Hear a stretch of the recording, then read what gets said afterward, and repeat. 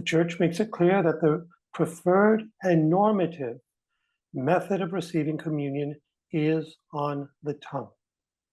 And it should be, because even though in the West, as opposed to the Eastern Church, the host is very compact. It's hard for the crumbs to fall off in your hand. It probably won't ever happen. Unless you really bang it against something, then a little bit might dust or something from the host may come off of it. But in the East, it's very flaky, and it's in the form of a cube, and it's very perforated. So if you hold it, pieces will come off in your hand.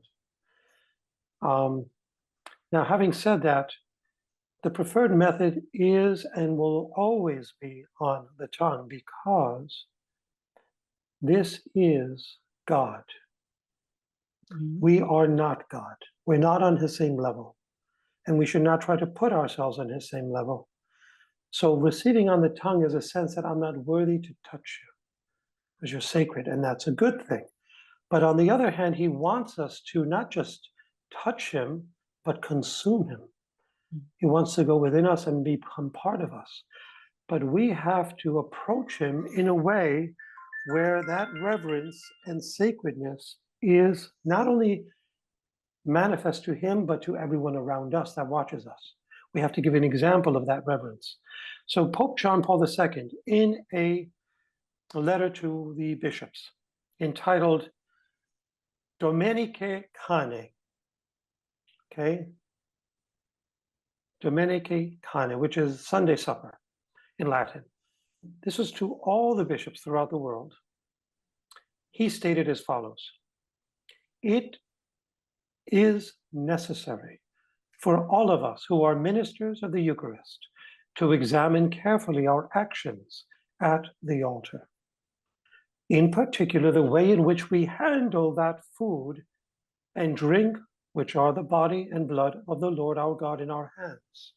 He's talking about Eucharistic ministers who hold the host and give it out, right? Or take the chalice and give it one by one.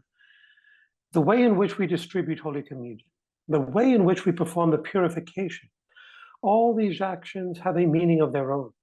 Naturally, scrupulosity must be avoided, but God preserve us from behaving in a way that lacks respect, from undue hurry, from an impatience that causes scandal, unquote. Now, that's important. Jesus tells Faustina, well, Faustina writes as follows: the crusade day, which is the 5th of the month, happened to fall on the first Friday of the month. This was my day for keeping watch before the Lord Jesus. It was my duty to make amends to the Lord for all offenses and acts of disrespect, and to pray that on this day no sacrilege be committed. So she says, this day my spirit was set aflame with special love for the Eucharist. It seemed to me that I was transformed into a blazing fire. When I was about to receive Holy Communion, a second host fell onto the priest's sleeve, and I did not know which host I was to receive. After I had hesitated for a moment, the priest made an impatient gesture with his hand to tell me I should receive the host. When I took the host he gave me, the other fell onto my hands. I don't know how this happened. The other fell onto my hands. The priest went along the altar rail to distribute communion, and I held the Lord Jesus in my hands all that time. When the priest approached me again, I raised the host for him to put it back into the chalice. Okay, so she received 2 instead of 1. Okay. Because I had first received Jesus, I could not speak before consuming the host, and so could not tell him that the other had fallen. But while I was holding the host in my hand, I felt such power of love that for the rest of the day I could not eat or come to my senses. I heard these words from the host: I desired to rest in your hands, not only in your heart. And at that moment I saw the little Jesus, but when the priest approached, I saw once again only the host. So here you're dealing with a nun who's in the state of not just sanctity, but heroic virtue. And Jesus was so pleased with her that he wanted to rest in her hands. What does this mean? In and of itself, receiving in the hand is not a sacrilege, in and of itself. But if you do it in such a way that is disrespectful, your hands are dirty, you don't clean them, then that can be an offense against the Lord. So it depends upon how you receive him in the hand.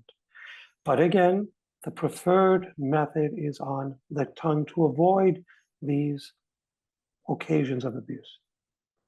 But I'll tell you what, the vast majority of Catholics throughout the whole world, and I speak from experience, receive it on the hand.